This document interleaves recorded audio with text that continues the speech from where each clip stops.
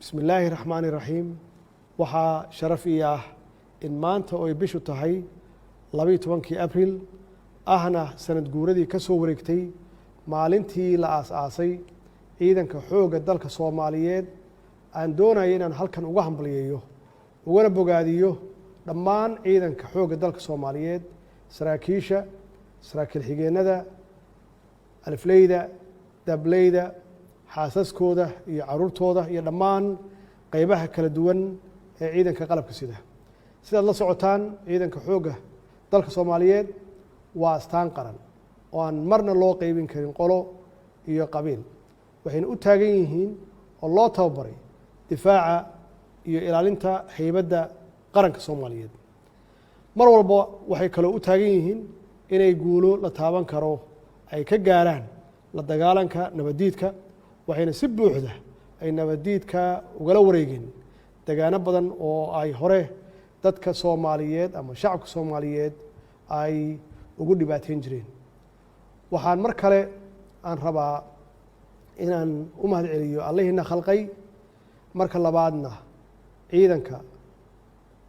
geesiyaasha ah ee u nafwaayay ama u huray naftooda difaaca qaranka Soomaaliyeed waxaa kaloo xusid mudan inay guulahaasi ku yimaadeen dadaalo dheeraad ah oo ay dowladdu u gashay dib u dhiska iyo tayeenta ciidanka xoogga dalka Soomaaliyeed oo dhinac walba ah runtii weli ma joogno meeshii aan rabnay laakiin waxaan idin xaqiijinaynaa in dowladdu ay dejisay qorshe rasmi ah oo ku aadan dib u dhiska ciidanka Soomaaliyeed oo tayo iyo tiraba leh gudana kara waajibaadkiisa qarannimo sir ma aha kaalintii ay ciidanka xoogga dalka Soomaaliyeed ay ku lahaayeen xaqiijinta iyo ilaalinta qarannimada Soomaaliyeed waxay arintaasi ku gaareen geed adeegnimo iyo geesinimo la isla qiray marka lagu xoojiyo tiro iyo tayo waxay hanan karaan nabad buuxda inay ku soo dabaalaan dalkeena in sha Allah waqti aan fogeyn Soomaaliya waxay dib mar kale u yeelan doontaa ciidan ku filan hubinta higsiga qarannimo higsigeena qarannimo waxaa ka mid ah in la helo Soomaaliya oo mid ah Soomaaliya oo nabad ah xorna u ah danaheeda qaran ciidanka xoogga waxa uu ka mid yahay hay'adaha ugu muhiimsan ee mas'uulka ka ah inay xaqiijiyaan sidii lagu gaari lahaa higsigaas qaran waana hubaa inay hore uga soo qayb qaateen gaarista higsigaas qarannimo haddana ay heegan u yihiin inay xaqiijiyaan ujeedooyinkaas qaran ee sumcadda iyo sharafta ummadda Soomaaliyeed dib loogu soo celinayo sidaas awgeed waxaan rabaa inaan fursaddan uga faa'iideysto inaan mar kale shacabka Soomaaliyeed meel walba ay joogaan dalka iyo dibaddiisaba aan ka codsado inay taageeraan geesiyaasha ciidanka xoogga dalka Soomaaliyeed oo mar walba u taagan inay naftooda u huraan qarannimada Soomaaliyeed sidii caado ahayd waxaa maanta oo kale la samayn jiray dabaaldeg lagu maamuuso ama lagu xuso ama lagu weyneeyo maalinta aasaaska ciidanka xoogga dalka Soomaaliyeed ee 12 Abriil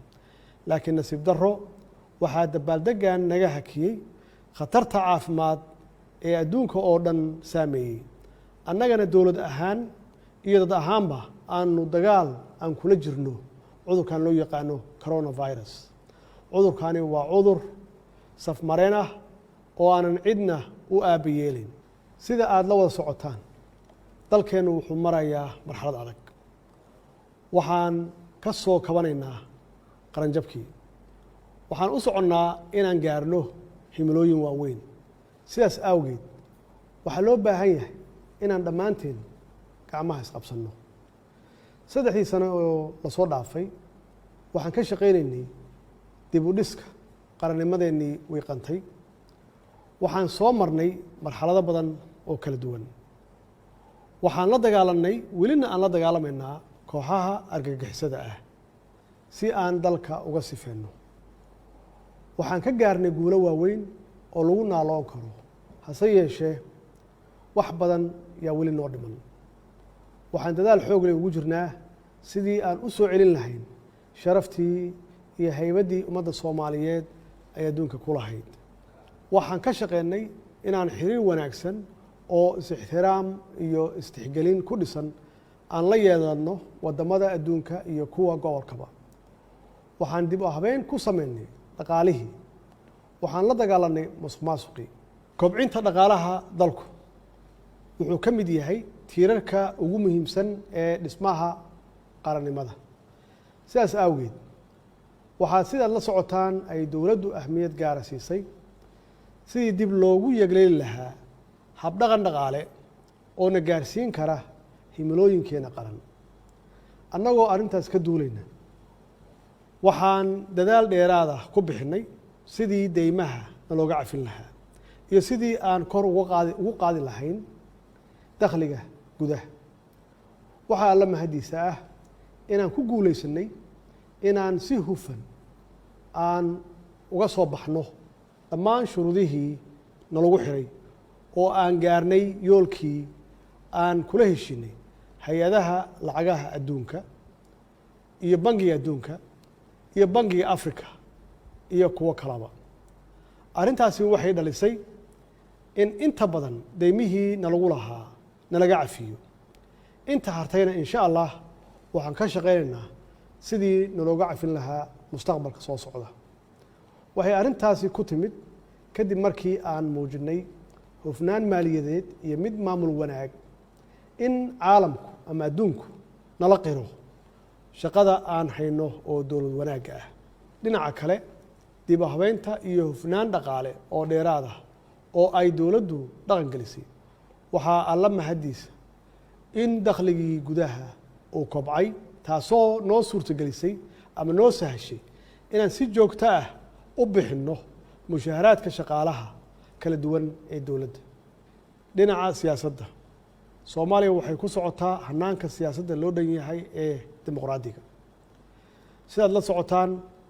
waxaan dhowaan saxeexay sharcigii doorashooyinka qaranka ee ay soo gudbiyeen labada gole. sharcigaasi wuxuu u sahlayaa guddiga madax bannaan ee doorashooyinka iyo guddiga wadajirka ee ku-meel gaarka ah ee diyaarinta xeerarka dhammaystirka sharciga doorashooyinka qaranka inay waajibaadkooda qaran u gutaan si madax bannaan. dowladdu waxay ballan qaadaysaa inay ka qaadato doorka wanaagsan ee ay ku leedahay doorashooyinka dalka ka dhici doona